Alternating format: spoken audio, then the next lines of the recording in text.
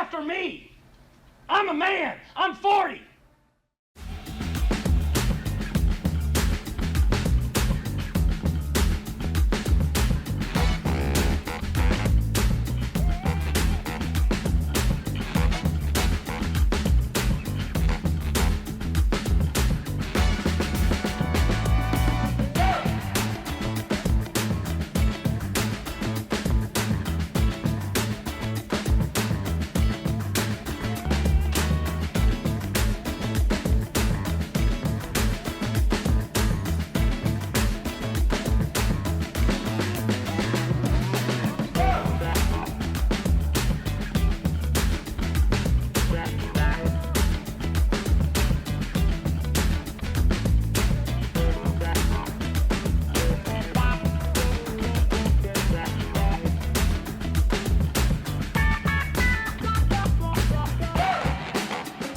Hey, what's up, everybody? I'm Nick DiMartino. That's Nick Morgasen. This is a brand new episode of Moving the Goalposts. You can follow us on Twitter. You can follow the show on Twitter at MTGP-ETB. You can follow me on Twitter at Nick DMart. You can follow Nick Morgasen at NMorgasen Radio right there.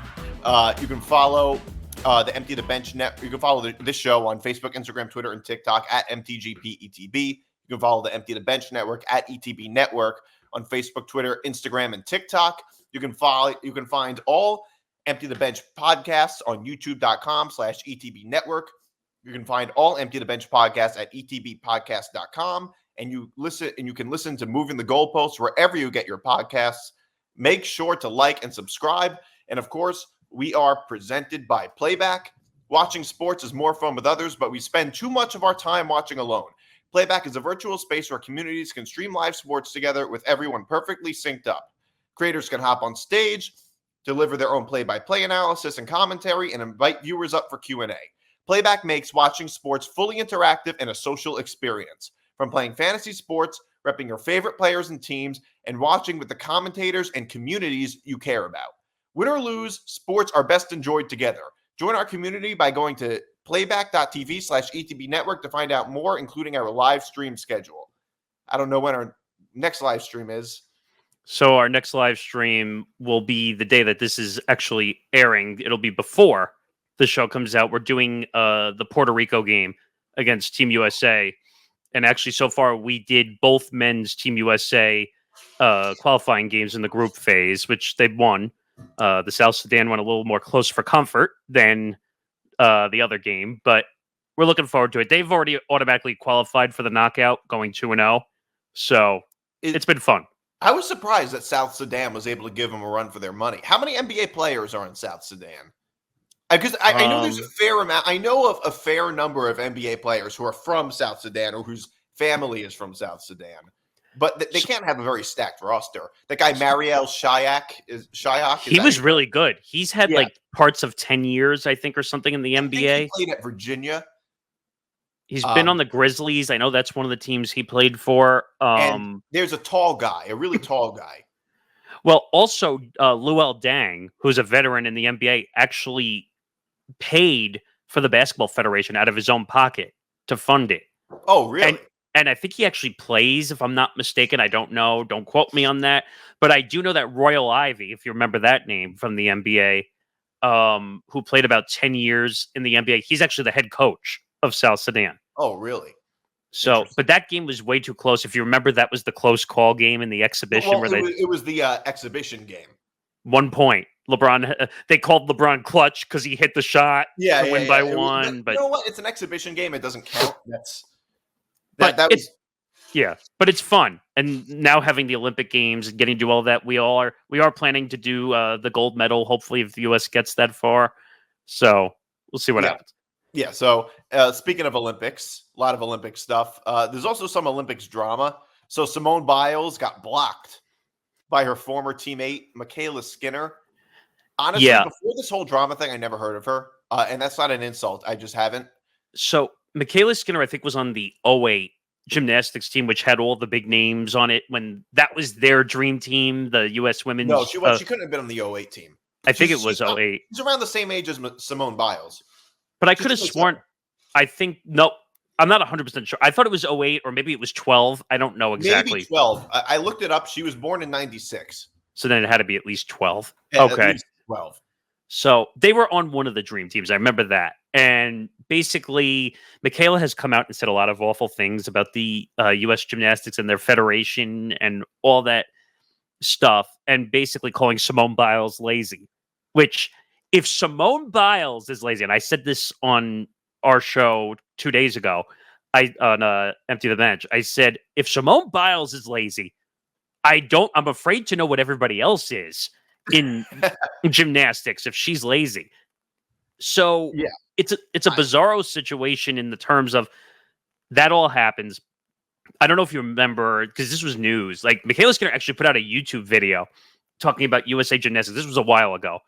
And just basically insulting Team USA and their gymnastics federation. And then, of course, like normal, typical athletes who realize, oh shit, maybe I shouldn't have put that out, deletes it off of YouTube. Honestly, I think a football, baseball, or basketball player would claim they got hacked. Well, that too. No, she actually deleted it. Because it was her video. Like, it was credited to whatever her channel was. I was just looking. I was just on my phone looking for the quote. Exactly what she said, because I couldn't find it.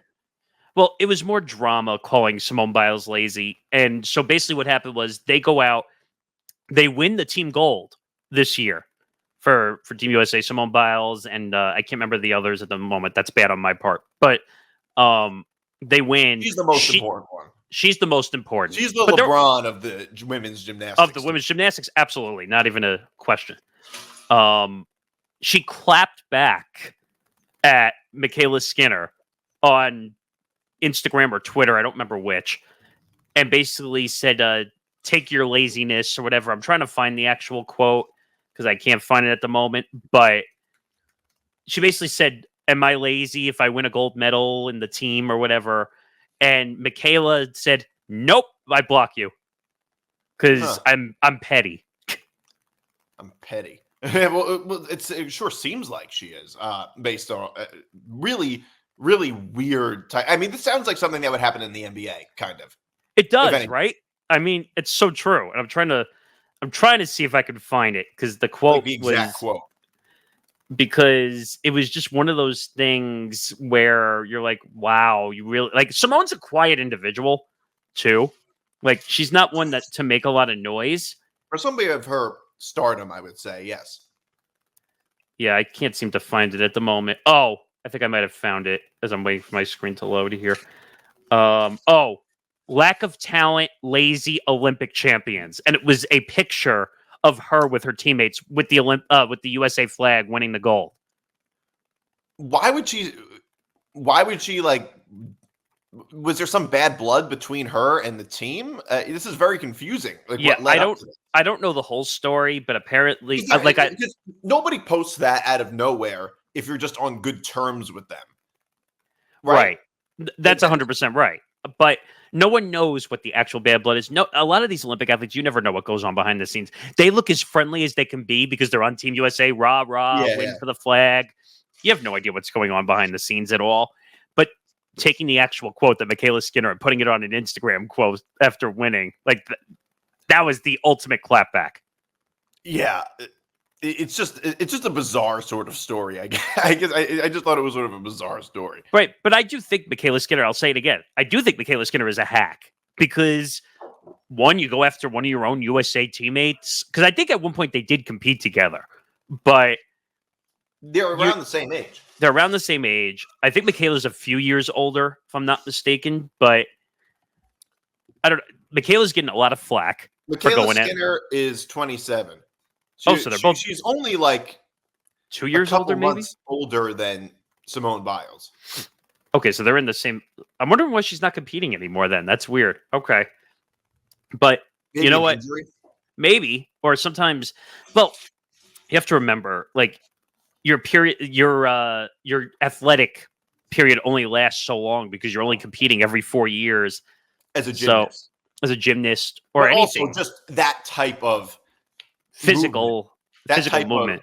It's not like being like some baseball players play until their 40s. You can't be in your 40s and be a gymnast. No, that's true. But I just drum it up to being completely petty. I like petty drama just because athletes are idiots, and sometimes they just get into weird drama. And this is dumb. Simone Biles wins this one, not even a question, and she won a second gold to boot on top of it.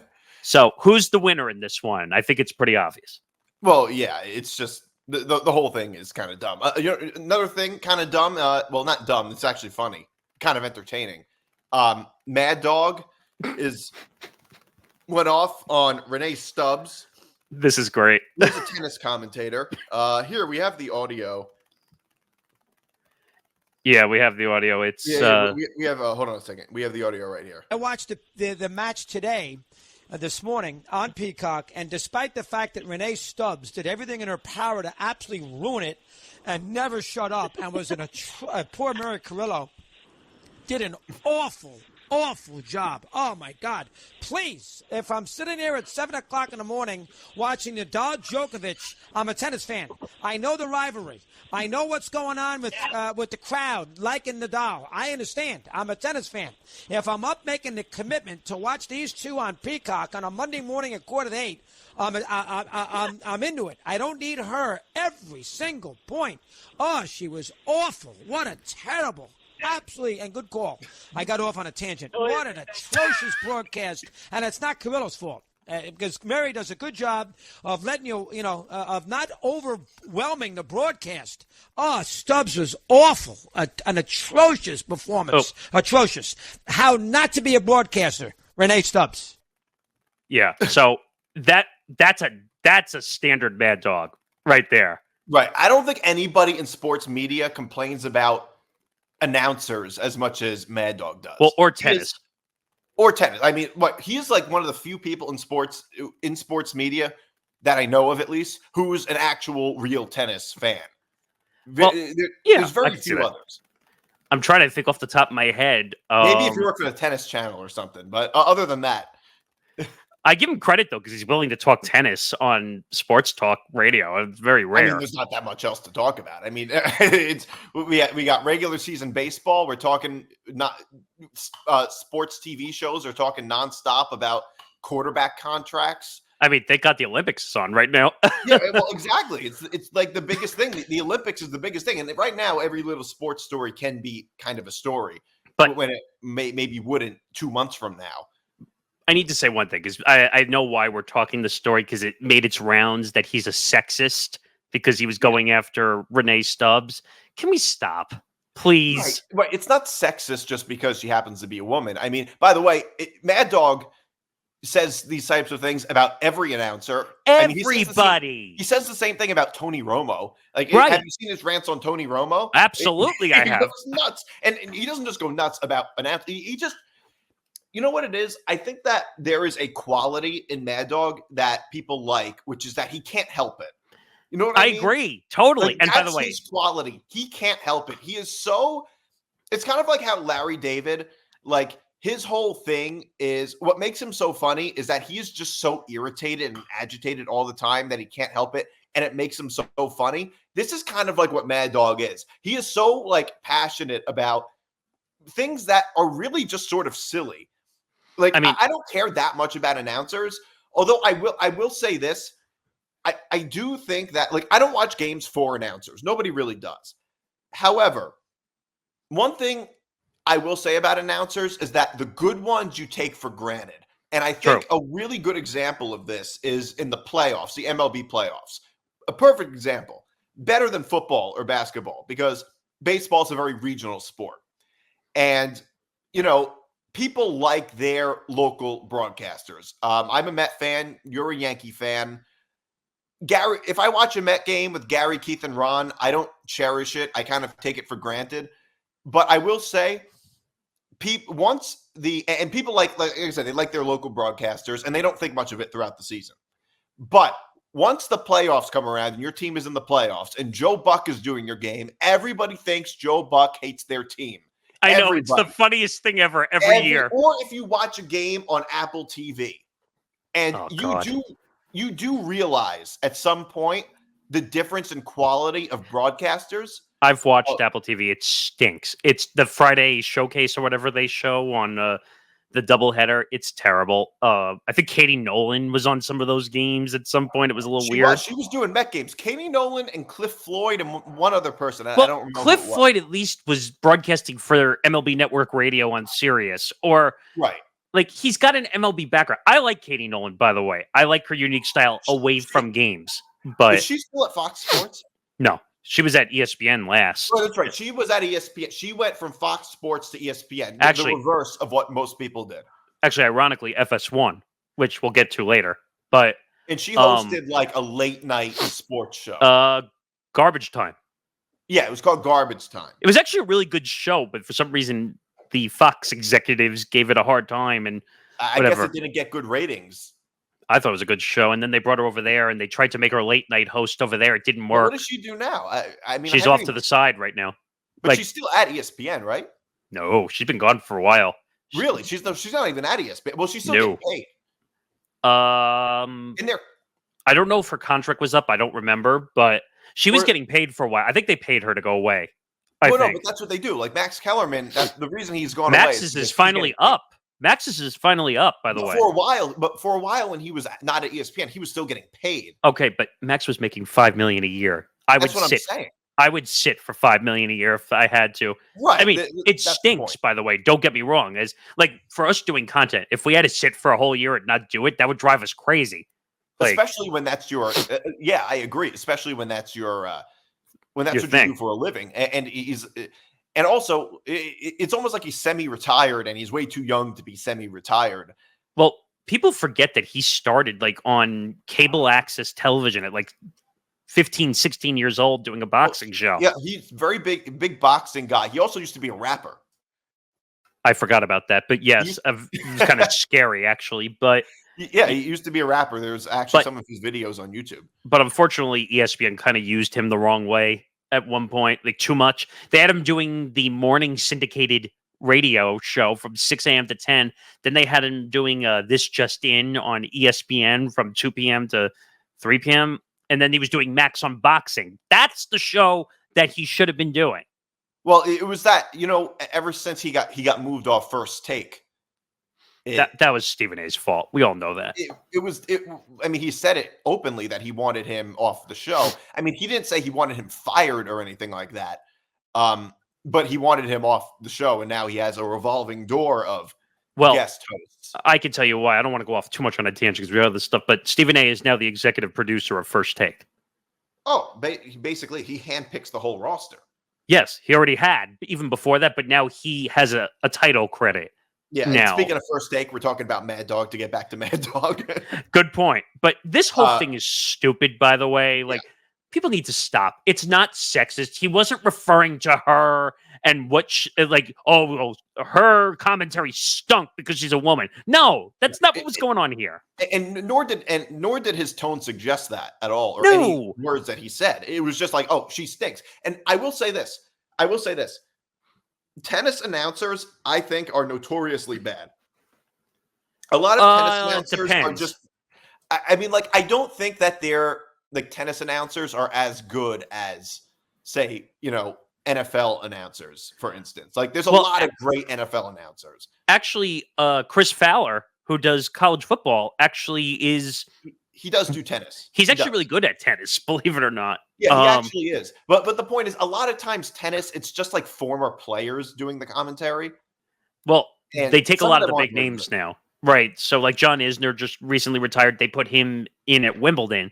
Yeah. Roger Federer was doing some stuff at Wimbledon, which is actually a big get for them, believe it or not. I don't know who else has. James Blake has been doing it forever now since he retired. Yeah. Yeah, so a whole lot of former players. And to be fair, I can't attest to what he's saying if it's true or not because I didn't watch it. Right. I didn't either. I would have liked to have watched it. I just couldn't with my crazy schedule. It was early. It was tennis was the one that none of us were going to be able to watch because it was on at 5 a.m. our time, Eastern time here. So there was no way. Was it on Peacock? I don't know. That's what Mad Dog said in the rant. Oh, well. I'm surprised Mad Dog was able to figure out how to use Peacock. Damn it. You beat me to it. I was going to make that joke too.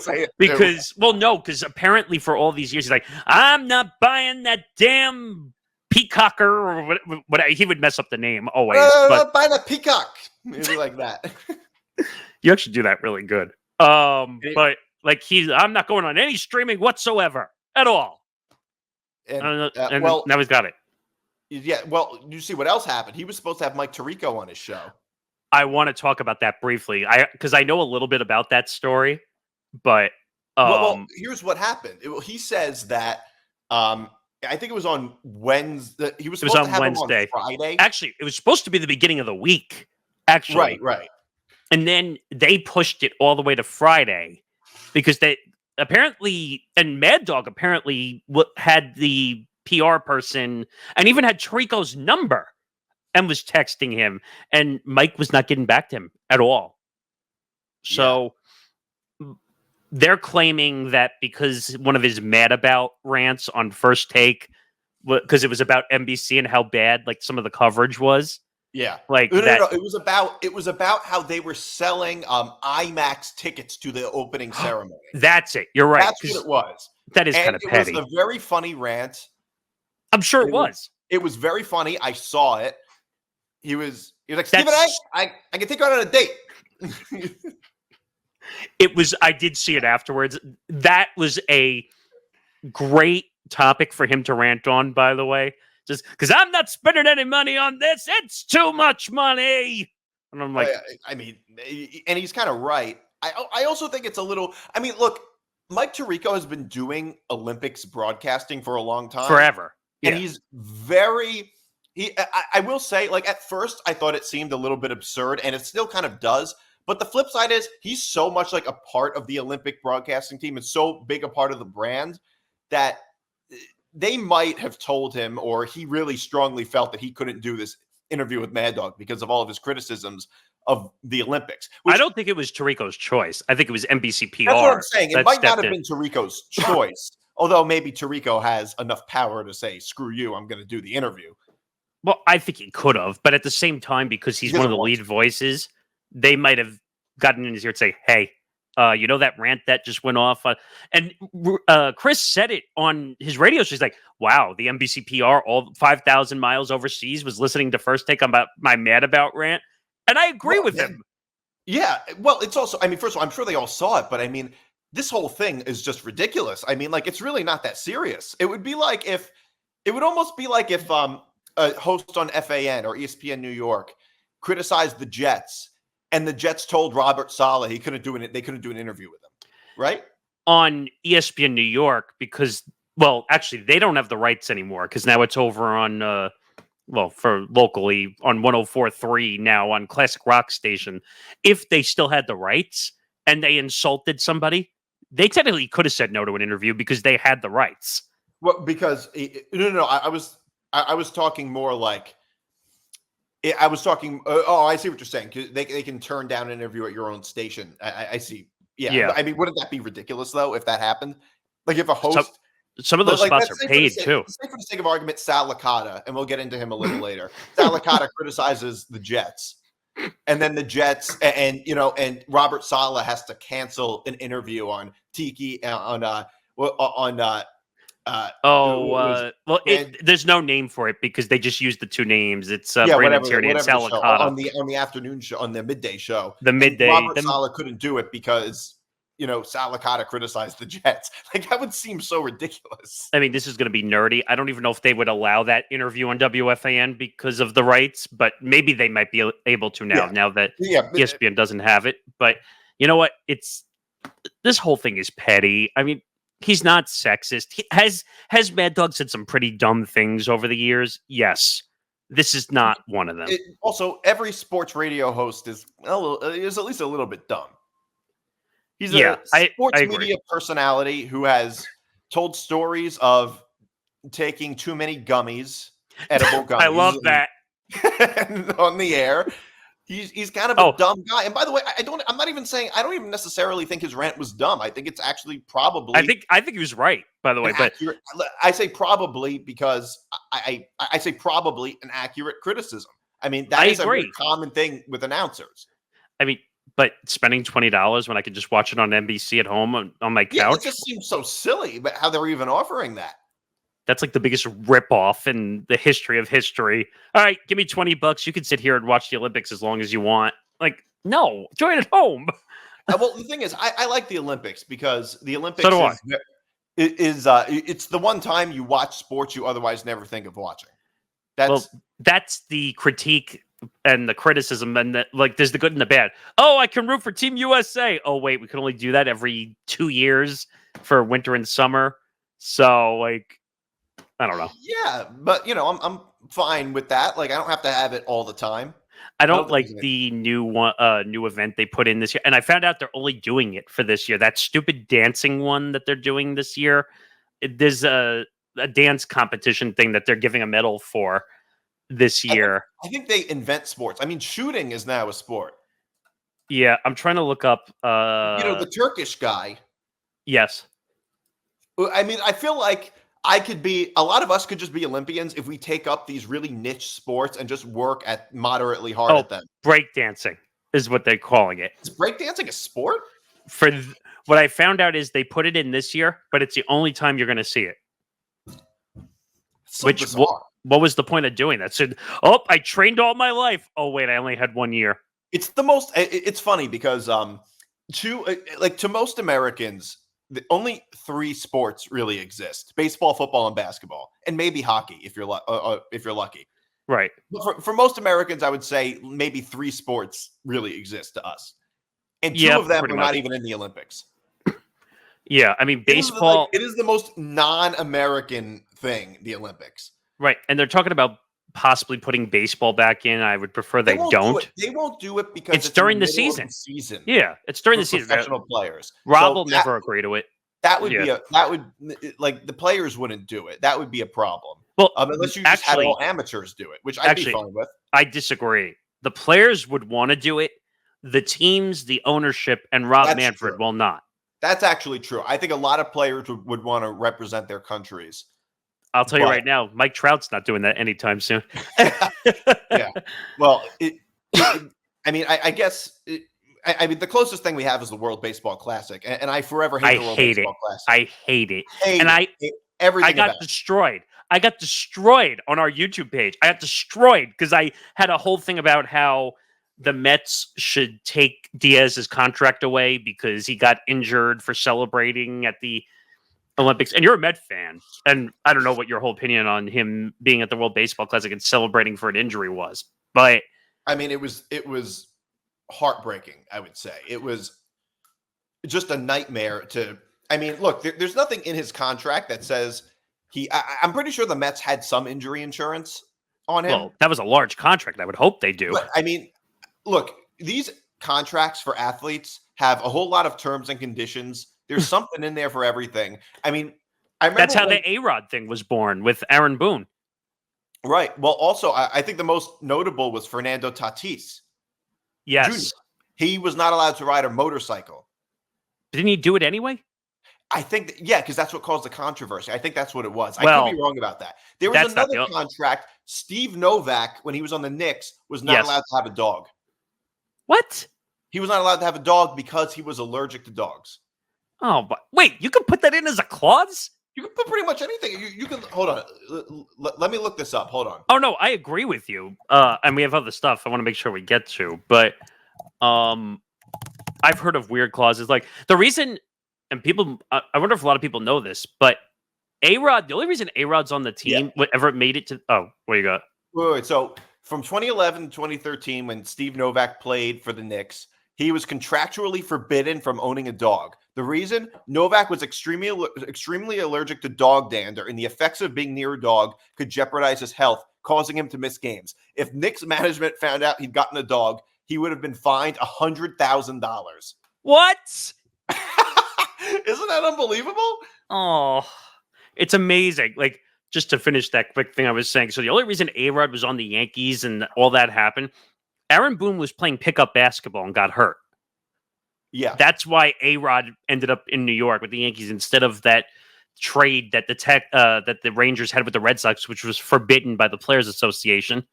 But Good I don't times. know. That was a long, long time ago. That was a very long time ago. But in the end, long story short with this, I'm out on this. Like, we're not sexist. Sorry. No. Just not. By the way, Mad Dog, I mean, it's funny. We talk about Mad Dog, and I was watching an interview with Chris Carlin, and I think you might know this story. You might know this story.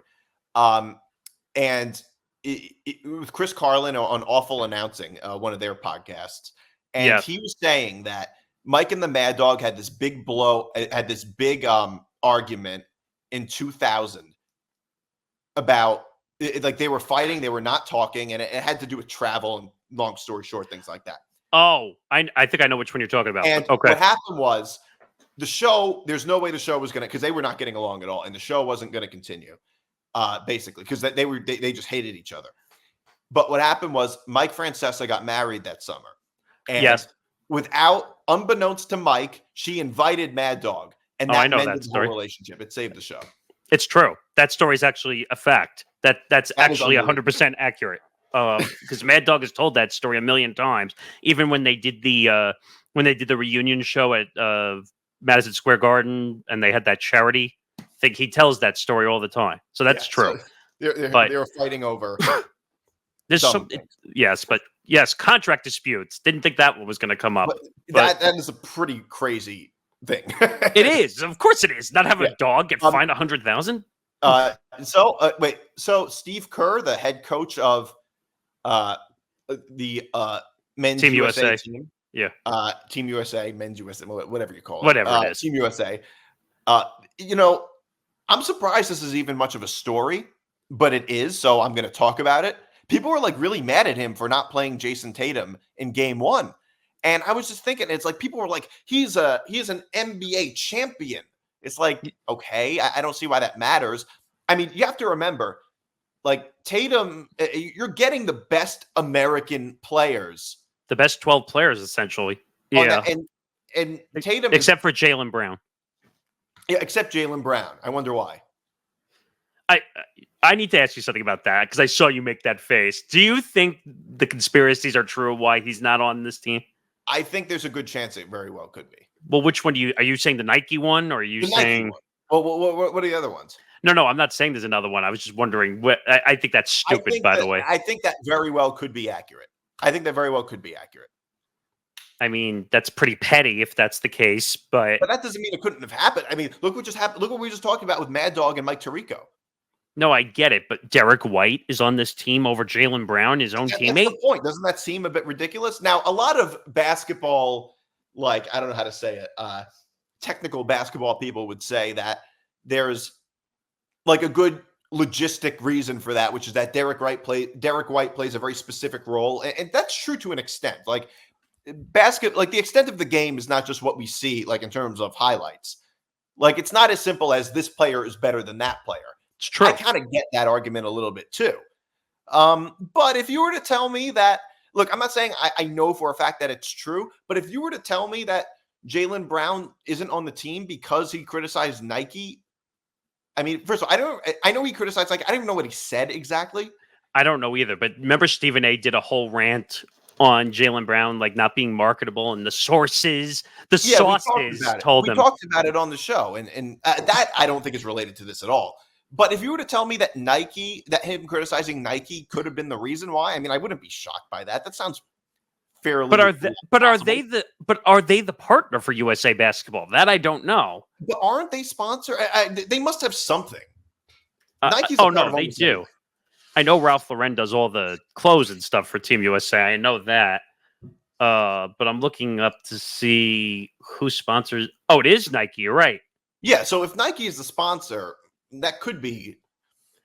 How do you not want Jaylen Brown though on this team? He won Finals MVP. I would even say at times he's better than Jayson Tatum. Well, during the Finals, he was. Jayson Tatum's like the number one guy, but some players, especially when they're younger, it seems like, and Jayson Tatum's a young player. He's 26. He's young. some players, even though they're some of the best in the league, sometimes they just shrink in the finals, and they come up, as Skip Bayless would say, shorter than mini me. I hate that saying so much because he says it every time. But it very much applies. I mean, people forget it very much was true about Steph Curry. In 2015, if you remember the 2015 NBA Finals, Iguodala won MVP, and he won it by process of elimination. That's true. LeBron was really the best player on the court, but they're not going to give it to a player on a losing team. Okay, that's where I get annoyed because people are like, well, you can't give it to someone on the winning team. Well, that for the most part, that's true. Like in the Super Bowl, obviously the winning quarterback for the most part is going to get the Super Bowl MVP because that's usually what happens.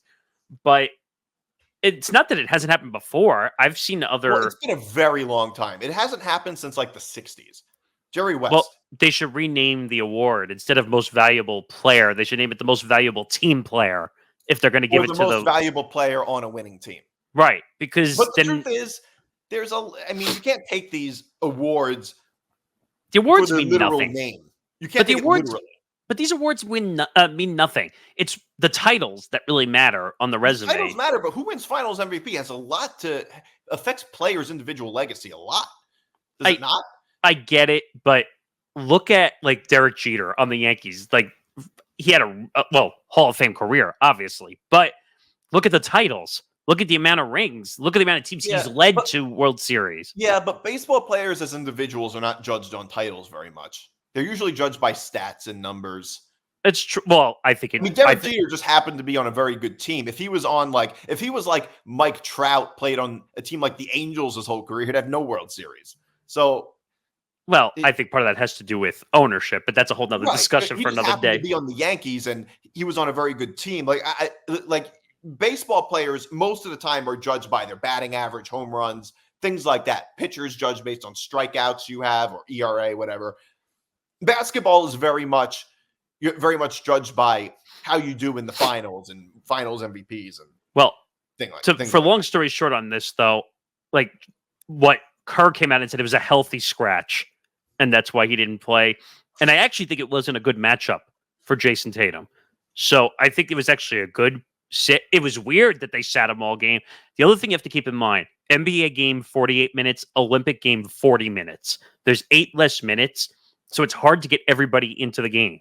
So they did it to Embiid against Serbia. Yeah, but Serbia played not Serbia. Embiid played horribly in game 1. Yeah, and also it's like Tatum, like I said before, wasn't very good in the finals. He was like the guy who won the group project but didn't do any of the work. Yeah, I've been there. So I mean, it's not like Jayson Tatum is a must play and is like a starter or anything like that. But it's interesting though that it was an overreacting game 2 against Serbia that they put Jayson Tatum in the starting lineup against Serbia. Who's on Serbia other than Jokic? Not much. Just him. Other Serbians. Yeah, other Serbians. that we've never heard of. It was just him and everybody else. I mean, he had a really good performance against USA, but if you can keep him to a good performance, everybody else bad, then who cares? So, yeah. But they did this to Embiid. I think it was totally right, by the way. They said Embiid because he looked terrible in game 1. And they won. It was too close, in my opinion. But I remember Stephen A. Smith was saying that, and we don't have the clip, but he said it's disrespectful not to play an NBA Finals champion. It's like, is that like a rule that because he won the finals, he has to play? That's stupid, by the way. What is even the point of that? Like, by the way, Tatum didn't even seem to care about it. He's riding the bench. What's the difference? Right. And by the way, and this is going to be a really hot take, Stephen A., in my opinion, is not a journalist.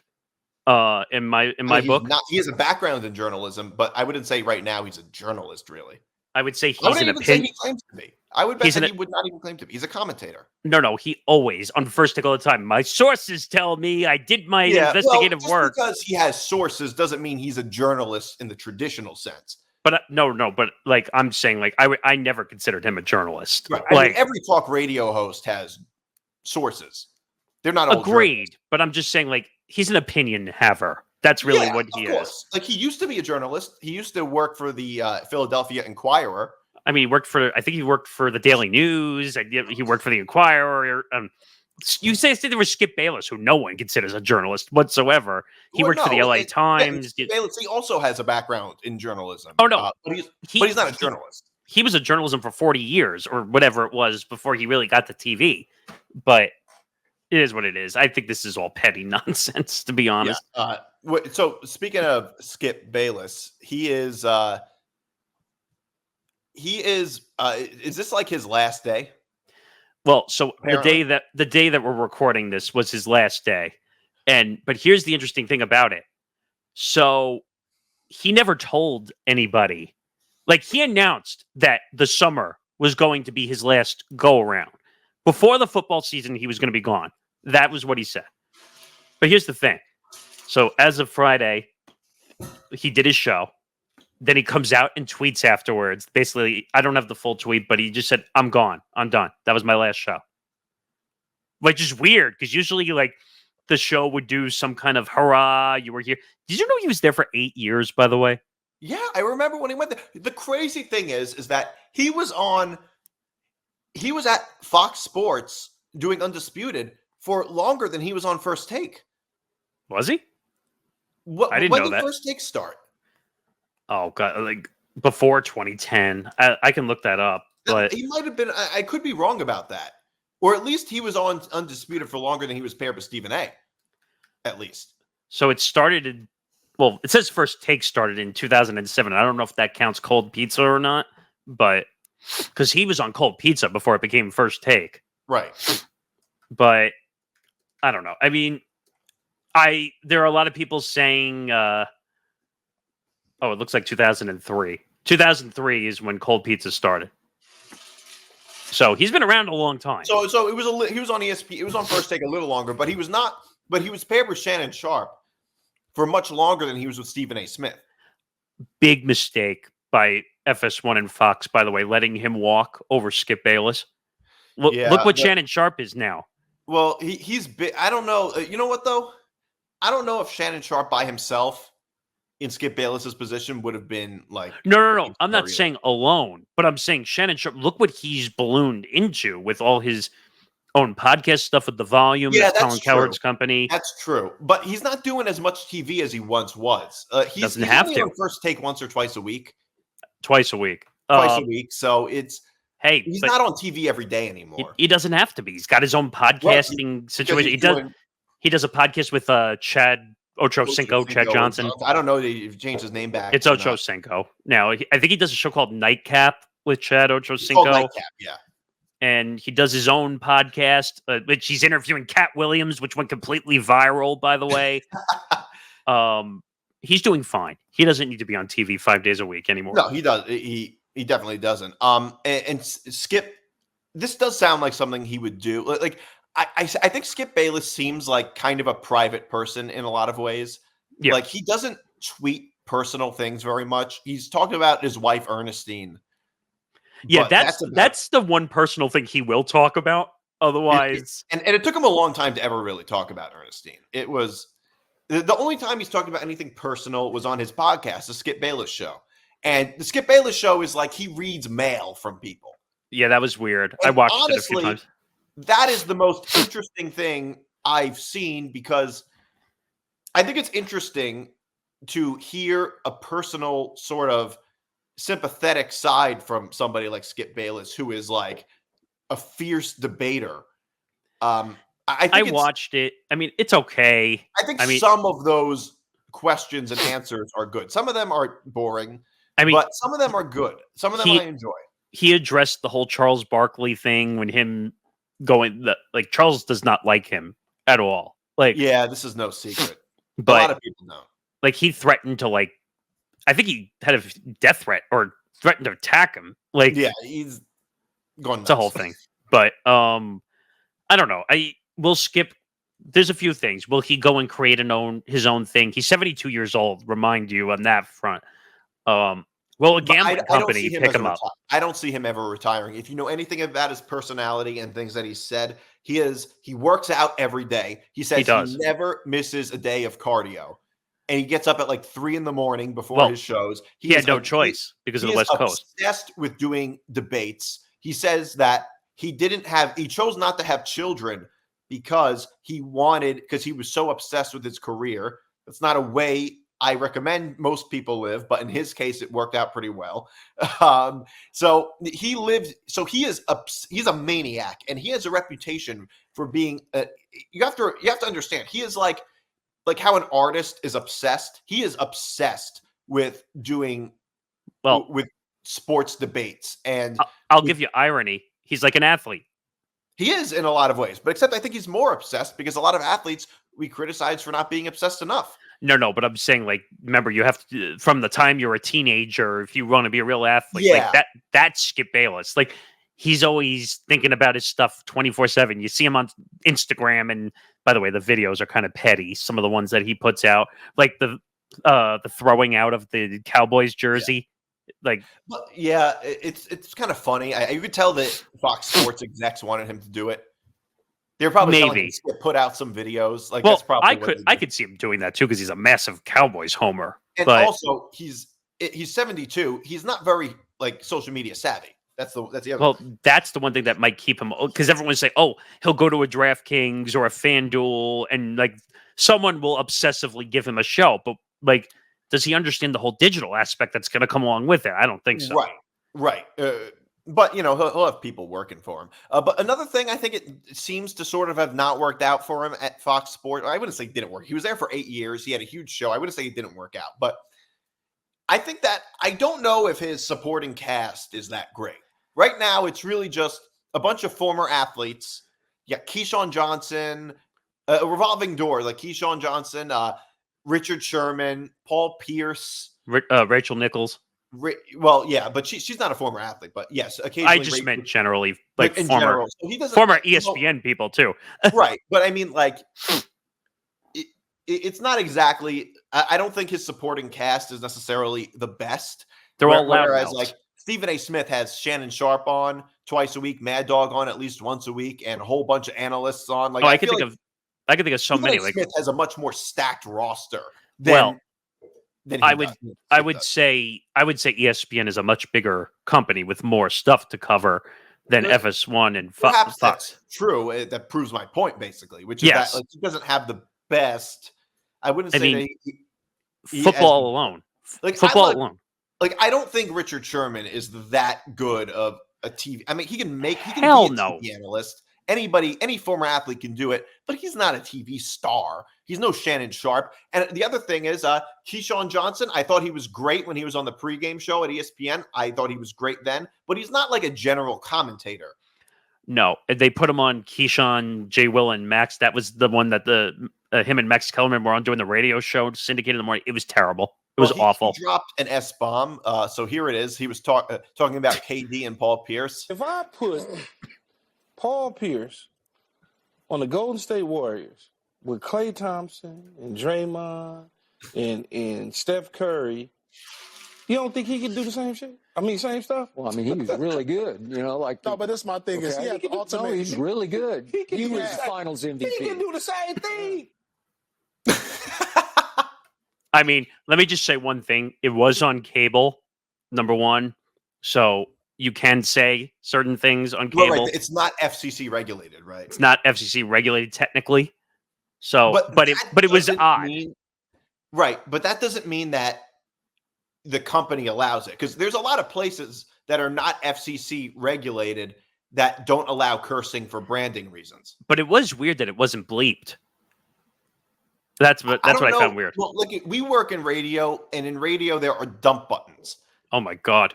Where you have a certain amount, like 5 seconds or whatever, to hit it's the dump 7 button. typically 7. Right. I think that's what it's 7 seconds. And I've been unfortunate enough to have to do that a few times. And it's hard sometimes because you're not technically doing it, for most people at home on the nerdy side of radio.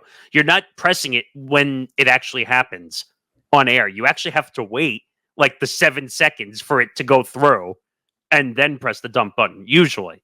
Well, that's not how it was from my experience. You could do it immediately, and it takes out that previous 7 seconds. Oh no! When I was at ABC, I literally had to wait count 7 seconds in my head, press the dump button, because to wait for it to catch up on the delay side. In my case, side. it was affiliates who were FCC regulated. Oh, because that's syndicated radio that you're talking I'm about. talking about syndicated radio. So the stakes were very high. I had 5 seconds to save all of these stations from getting fined. I ran the board for syndicated radio. Thank God I had a host that didn't curse at all, ever. But so I don't know how it works with television. It could be different. I think it's the same amount of time. I don't know if they even have dump buttons, but if they do, they didn't hit it. Well, they could silence mics on people if they really had to. Yeah, so I just thought that was very funny. It was very funny. And then KD, I saw the feud that KD quote tweeted the quote after, replace KD with Paul Pierce. Would you? Shut up, Paul Pierce. You wouldn't know anything. Paul Pierce has been a headache. Yeah, but also KD, he really, like, when he retires, he has to be like going into media with the way he argues with everybody on Twitter. He's got to be a media personality. Well, he's got his own content or company already, the boardroom or whatever it's called. He's got a sports media company. Yeah, he's got a company, so he's already. A lot of the big time guys have companies. That look at LeBron. He's got the Uninterrupted or whatever it's called. So and he's doing the Thursday night optional streams now on Amazon for Thursday Night Football. Not that he needs the money anyway. Yeah, well, he's another Olympian. Yeah, another one who's been great in the Olympics. 39 years old, by the way. By the way, speaking of the Olympics, I didn't know this until a couple of days ago. 3-on-3 basketball is a thing in the Olympics. Oh, it's been for the last couple, actually. I think. Yeah, I didn't know that. Honestly. I don't like it. I don't like it. I don't know. I mean, if we can have bobsledding where you just go on a slide, we can have 3-on-3 basketball.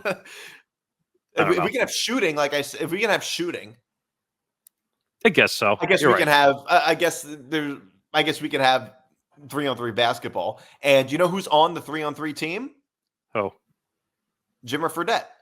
Oh boy, Jimmer Fredette. I haven't heard that name in at least 10 years. Jimmer Fredette. I remember from the college days, Jimmer Fredette. Well, I was more familiar with him in college, but also a little bit in the pros. I think he played with the Kings, or he was drafted by the Kings. On the Kings. I remember him when he was on the Kings, actually. That's what I remember most. Well, he had a little injury. Right. I mean, do we want to see that? Because it was kind of disturbing in the process. I can tell you whenever he's not on the court, that is not a good thing. Yeah, not a good. All right, I'll put the credit down. You can play it one more time. All right. But I can tell you whenever he's not on the court, that is not a good thing. Holy shit. God. God. Well, what the hell? I wonder if he enjoyed it. I couldn't tell. That's a weird place to have an injury, for sure. That was going viral all over social media. I was starting to tell you before the show, I was trying to figure out if I could make a clip out of that, because I've had some success doing that before, where I've taken a funny 6-second clip and just throw it with some pictures like I do. And I was like, all right, I don't want to take a chance. It's NBC. It's the Olympics. I don't need that headache. Yeah. But so another thing, did you hear about what Licata did? I love this rant. It's so good. Licata is the ultimate jinx. I feel like if I was in critical condition and Licata visited me in the hospital, I would want him to be like, all right, you're going to die. Oh, Jesus. Because then I know I would probably live. I mean, I think he's a Braves fan too, if I'm not mistaken, right? No, Licata's a Met fan. Oh, I thought I heard him say something about the Braves, though. No, I don't know. He jinxed the Mets on Twitter again, which he did the same thing 2 years ago. Do you really believe this or no? I don't believe in jinxes, but some people do. Good.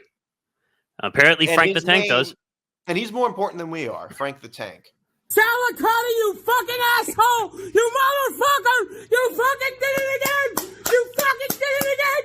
You fucked the Mets again!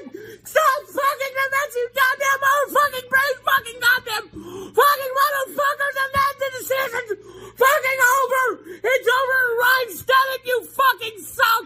Giving up goddamn motherfucking home runs! It's fucking over! Everything had its makeup on me is a fucking goddamn Licata fucking did it again! Why? You shouldn't fucking tweet anything anymore this fucking day!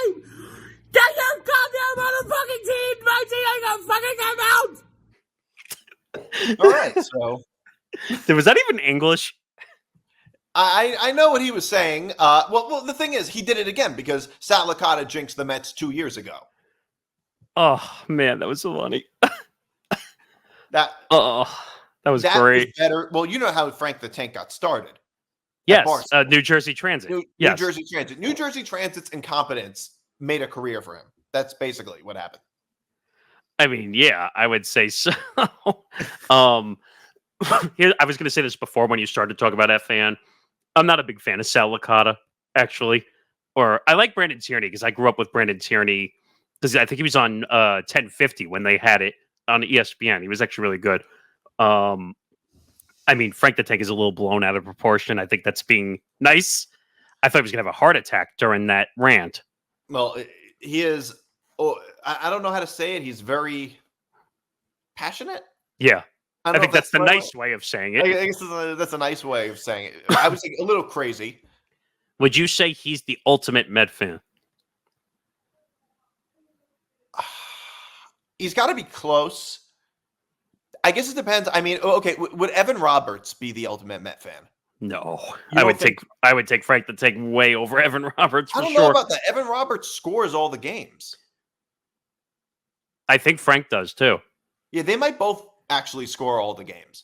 They're both insane Met fans. I think Evan told the story once on the radio that he actually does it at home too, which is kind of nuts. Which is weird.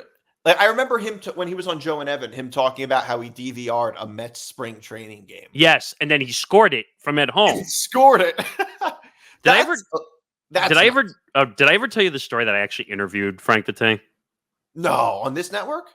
I did it for an interview a while back. I have to see if I can find it. And the funny part was originally he was going to be at his house. We had to reschedule. He literally did it from the New York compound. So I could literally see what was going on behind him and I don't know if he was putting on an act I'm not saying this meanly. I'm just saying like, I don't know if like we were talking about baseball. It was like during the lockout, like when all the stuff was going down and he did his classic, take his glasses off and almost smash them and put them in his mouth. And it was probably one of the more fun interviews I ever did, but he just ranted about Rob Manfred, which was the funniest thing ever. Rob Manfred. By the way, I think he gives the best nicknames to players. He does. Ed Luz Diaz. I don't Brian remember McCant. Oh, he's great. There's a few others that are really good that I'm forgetting right now. But no, I mean, I don't believe in jinxes. Long story short, I just don't. Of course, they're not real. Everybody knows jinxes are not real. I mean, tell that to gamblers. Yeah, but it's like even a lot of gamblers probably in their like if you go to a crap table and you ruin the whole thing. I hate. I got yelled at a craps table once because I was whatever. You're not supposed to say, "Oh, I'm not going to roll a 7 or an 11." You can't say 7 at a crap table. So, well, if it's not on the number or whatever, right? But like 7, 7 is like a jinx, right? But I'm saying if you can roll a 7 or 11 if it's not on the pass, obviously, right. But. I'll never forget. I was rolling for like 20 minutes. It was one of those wild rolls where I just kept hitting I was playing with my brother because my brother was showing me. We were in Vegas. And all of a sudden I said, I hope I don't roll a 7. And I was like, and my brother yelled at me. And not say that. But I didn't know it. At an airport. Right. And I didn't know because it was like one of the first times I ever rolled at a craps table. And everyone looked at me and said, "No!" And I rolled it, and I rolled a 7. Well, it's like that scene. If you've ever seen A Bronx Tale, when when they're playing craps, the ghetto version of craps, where like in some basement or whatever, and they're rolling it against the wall, and he says, "I want to hit," and Calogero says, "I want to hit a 7." And like, no, 7 is bad. Yeah, so I basically, and you know what happens when you roll in craps? Like if you're rolling for 15, 20 minutes, it's a good roll. People put more money, and I'm like, oh shit, there's so much money on this table right now. And then of course, I say, oh, I hope I don't roll a 7. I roll a 7, and I just cleared the whole table like the parting of the Red Sea. I just cleared the table, and I was like, oh, like I was like, good job. I'm like, well, I guess I know not to say that anymore. Yeah, it's all. There's really no skill involved. I would say that's one. It's rolling dice. Yeah, it's just rolling dice. There's one. There's one more story I want to get to. Okay. Actually, or two more. I would say if we're quick. We can go over. It's fine. Yeah, we go over a little bit. Okay. John Elway says he regrets not drafting Josh Allen. He said it on Pardon My Take. I don't know about you. I like these topics because I miss 2018 for some reason. Yeah. I just like going back to 2018. And, I miss that time frame, I guess, in sports. And to me, the 2018 NFL draft is kind of like the smoking on airplanes of NFL drafts. Yeah. We look back on it and say, what were we thinking? What were they thinking? And the truth is, I mean, this isn't even that bad. But at the time, the conventional wisdom was, okay, think about this. Think about how crazy this sounds. Sam Darnold and Josh Rosen in college in like the fall of 2017, they were widely regarded as like the two guys you got to get, like the two best quarterbacks in the draft. And right. Trust me, I remember that for sure. And I have nightmares about Sam Darnold. By the way, if any team other than the Browns was picking first, they would have taken Sam Darnold. I have nightmares still to this day. I still have nightmares about Sam Darnold to this day. So it is kind of, and Josh Allen, we really didn't know much about him. He played in Wyoming, which is not a good school. And he didn't really, we didn't watch him on TV very much. So we really didn't know much about him other than his very minimal performances against Power 5 schools, which weren't very good. Right. No, I get that. And whenever these topics come up with, I say, oh, well, I regret not drafting. Well, what if they're not good? Are you still saying that? Like that's my whole thing. When you would regret it if they turned out. But that's my point. Like you can't assume, oh, well, he was good, he was bad, we passed. Like it's chance. That's what the draft is. It is chance. And it goes to show you the experts don't know anything because Tom Brady was picked in the 6th round. If you were to read, just looking at that entire draft. I mean, it's all a bunch of regrets. Lamar Jackson was barely picked in the 1st round. If you were to redo that draft, it would be Josh Allen 1, Lamar Jackson 2. Right. I mean, or at least maybe Lamar Jackson 3 because the Giants didn't want to pick a quarterback. I'll give you another example. The Peyton Manning, Ryan Leaf draft. Yeah. Ryan Leaf was 2. And there was nobody, I don't remember that time frame, but it's the same thing. It is. But look what happened to Ryan Leaf. Yeah, but it's the whole thing of or Jamarcus Russell, number 1 pick in the draft. It's the whole thing of wow, doctors used to not wash their hands between operating on clients, on patients. Right. That's basically what it is with these drafts. It seems so obvious now, but at the time, nobody knows. Johnny Manziel, I think, was a little bit different because I feel like half the country thought he would be a bust. No, but I think a lot of people overvalued who he was, and then the big disappointment happened. Like, oh my God! He was a great college quarterback, but that doesn't always translate to the pros. He also partied a lot, and that could always be a problem, especially if you're a quarterback. You're a team leader.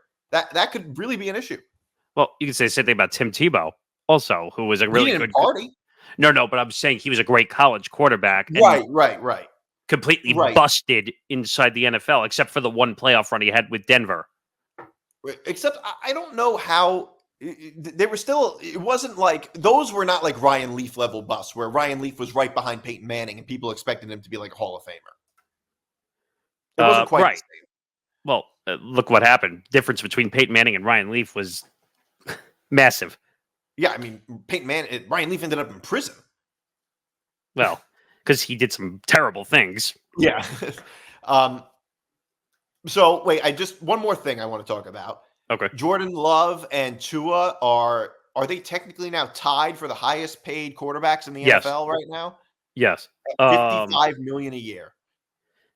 Insane. And I had an argument about this with Tom the other day. What did he say?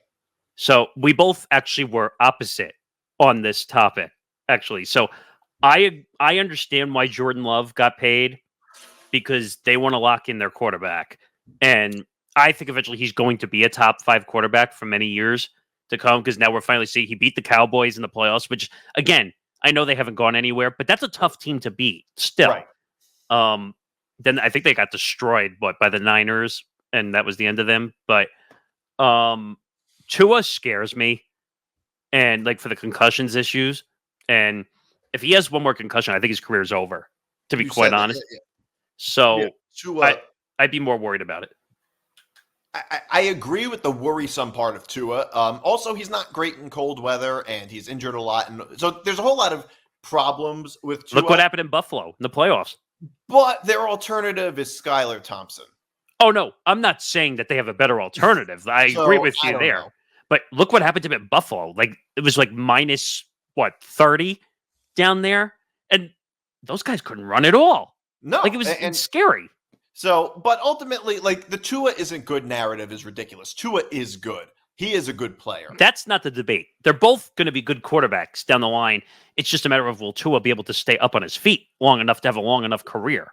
Yeah, but I think that's an issue with a lot of quarterbacks. I mean, like going into the season, you could say the same thing about Joe Burrow. We don't know if he's going to be healthy.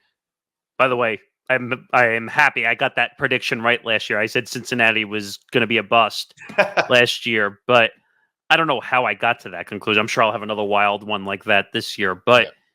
By the way, the Joe Burrow haircut I think is funnier than the performance on the field. It's like the Eminem haircut. Well, a lot of people were saying it looks like Amber Rose.